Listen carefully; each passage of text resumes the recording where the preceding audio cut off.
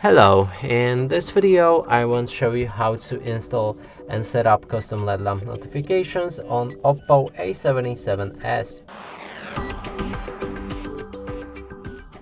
To do this, we'll need to open a Google Play Store. Inside, let's look for the app called NotifyBuddy, install it.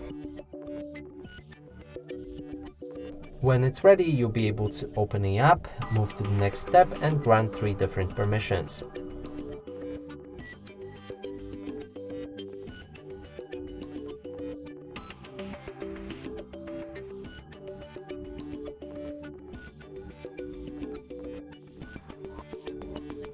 Last right here is battery optimization, which is optional to disable. I'm gonna leave it enabled and proceed. From here you can start using this app. There's 4 different tabs that you can customize. First one being user, you can enable any apps to allow them for custom LED lamp notifications.